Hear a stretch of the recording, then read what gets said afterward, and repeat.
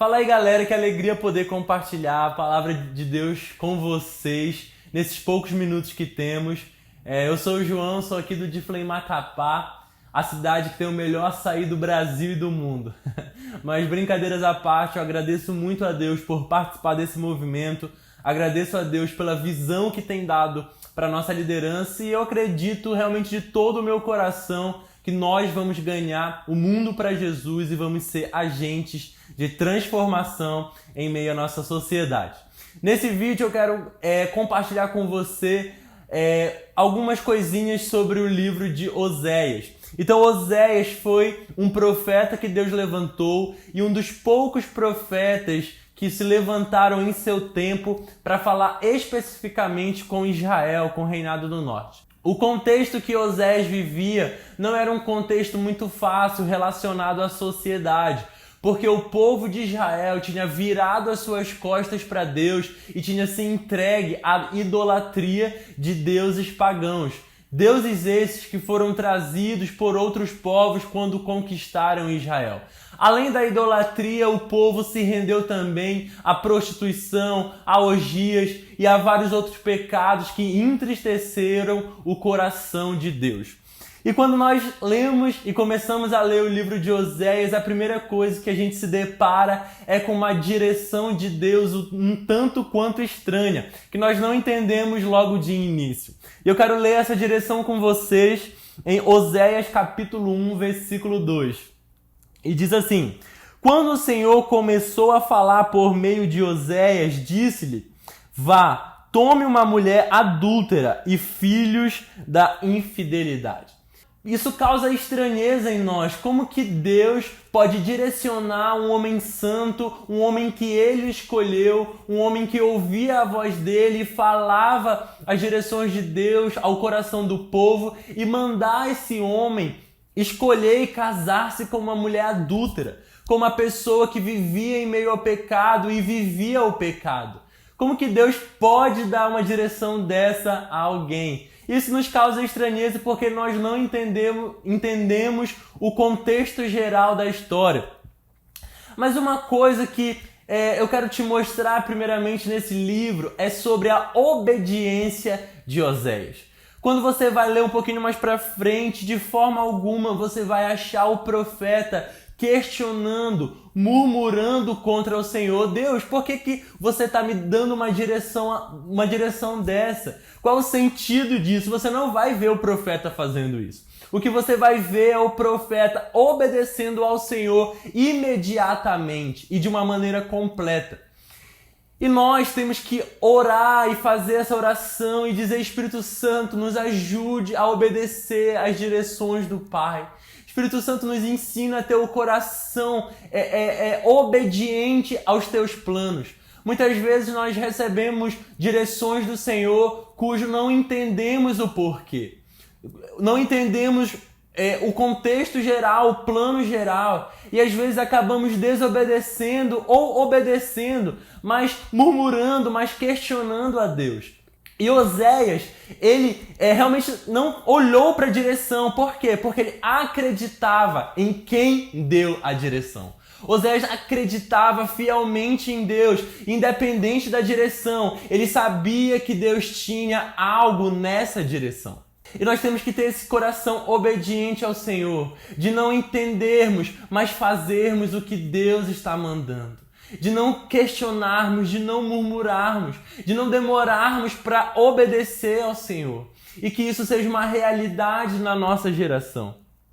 Na parte B desse mesmo versículo que eu li com você, diz assim: porque a nação é culpada do mais vergonhoso adultério por afastar-se do Senhor. Então, Deus está falando da idolatria. Então, o povo virou as costas para Deus e começou a olhar com seus olhos fixos a deuses que não são verdadeiros, deuses falsos. E a Bíblia fala que esse é o mais vergonhoso adultério. E quando nós vamos começar a entender o porquê Deus deu essa direção ao profeta dele casar-se com uma mulher adúltera, nós vamos entender o seguinte: a mulher adúltera simbolizava o povo. E Oséias estava simbolizando a Deus. Então, como é que pode um Deus que é santo se unir e escolher um povo adúltero? E é isso que simboliza o casamento do profeta com a adúltera. Um Deus misericordioso que, apesar de tanto pecado, apesar do povo ter esquecido a ele, mas ele era misericordioso ao ponto de voltar os seus olhos para sua noiva. Voltar os seus olhos para o povo escolhido por ele. Esse é o Deus que nós servimos, um Deus de misericórdia, cujo as suas misericórdias se renovam todas as manhãs. E esse era o plano geral de Deus, era isso que Deus queria mostrar para aquele povo. Ei, eu estou disposto a te perdoar. Eu estou disposto a ter um relacionamento com você. Eu estou disposto a cumprir os meus planos na sua vida. Olhem para mim, eu estou aqui. Mas o nosso Deus é um Deus de muitos atributos. E misericórdia não define a Deus. Deus tem vários outros atributos. E um deles é a justiça. Eu quero ler com vocês Hebreus 12:6 e diz o seguinte: pois o Senhor disciplina a quem ama e castiga todo aquele a quem aceita como filho. Uau! Então, apesar da misericórdia de Deus, apesar de Deus estar escolhendo aquele povo novamente, Deus ia disciplinar eles. A justiça de Deus ia cair sobre eles. Por quê? Pois o Senhor disciplina a quem ama. E nós temos que entender isso. Um bom pai é aquele pai que disciplina o seu filho, não é aquele pai que passa a mão sobre os erros do seu filho. Um bom pai é aquele que corrige o seu filho em amor. E esse é também o nosso Deus. Um Deus de misericórdia, mas um Deus que disciplina porque ama.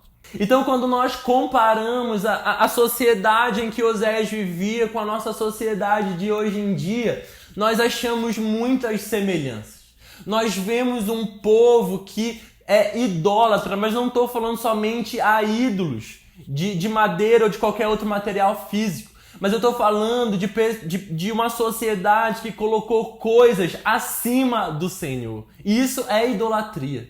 Que colocou ideologias, que colocou pecados acima do Senhor e tem voltado o seu coração para isso.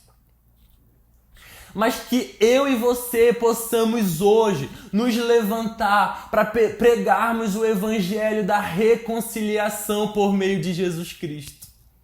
Então que eu e você possamos pregar a sua vida, a sua morte e a sua ressurreição. Que eu e você possamos pregar que por mais que tenha idolatria, mas se o povo se arrepender e se achegar a Jesus, eles encontrarão o caminho até Deus. E esse é o evangelho que nós vamos pregar, o evangelho de reconciliação. Mas um dos primeiros passos para essa reconciliação é o arrependimento. E nós vamos ler isso em Oséias capítulo 14, versículo 1 e 2, e diz o seguinte: volte, ó Israel, para o Senhor, o seu Deus. Seus pecados causaram sua queda. Preparem o que vão dizer e voltem para o Senhor.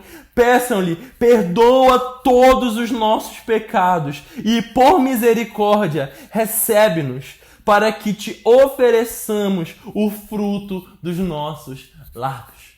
Então, vou repetir mais uma vez. O primeiro passo para essa reconciliação é o arrependimento.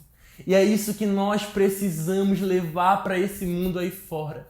É isso que eu e você precisamos viver primeiramente. Um arrependimento, que nós possamos nos arrepender dos nossos pecados, que nós possamos nos arrepender por talvez nos tornarmos idólatras, por colocarmos coisas acima do Senhor em nossas vidas.